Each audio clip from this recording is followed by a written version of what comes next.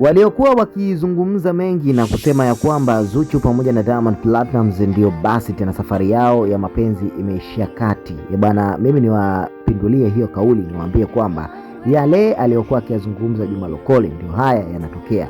Awali Juma alisema kwamba Zuchu na Diamond Platnumz wanapendana kweli. Ni ngumu viumbe hawa wawili kuweza kuachana. Yaani labda miaka mingi sana ipite huko mbele washindwane zaidi, lakini kwa sasa hivi Zuchu pamoja na Diamond Platnumz hawawezi kuachana. Sababu ni nini? Juma amezungumza Diamond Platnumz kuwa na upendo wa dhati na anamwamini sana Zuchu zaidi ya mwanamke yoyote aliyewahi kuishi naye kwenye mahusiano.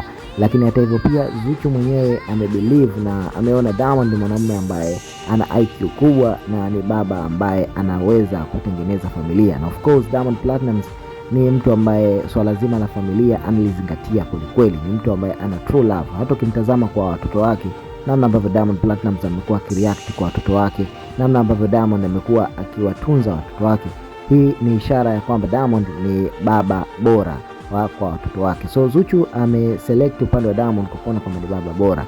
So licha ya kuwa ugomvi, wamegombana na Zuchu kuongea mengi mpaka kumaliza maneno kule Instagram, lakini unaambiwa bado Zuchu na Diamond Platnumz wanawasiliana, na Zuchu ndani ya siku mbili hizi ana mpango wa kurejea nyumbani kwa Diamond Platnumz. Sasa hizi hapa ni zile za ndani kabisa ambazo wambea wa huko mitandaoni wamekuwa wakizizungumzia, lakini pia asilimia kubwa watu wengi wanasema kwamba Diamond Platnumz pamoja na Zuchu waligombana kweli, na ugomvi ulikuwa ni mkubwa kiasi ambacho Zuchu aliweza kuzikuta message za Diamond Platnumz akichati na mchepuko wake mmoja kutokea huko nchini Cameroon. Lakini bado Zuchu na Diamond Platnumz wanaendelea kuwekana sawa, na soon tutamuona shemeji yetu Zuchu akirejea mjengoni pale nyumbani kwa Diamond Platnumz. Una nini katika hili? Maoni yako ni yapi na unafikiri nini katika hili? Maoni yako zaidi utaelekeza kumshauri Diamond ama Zuchu?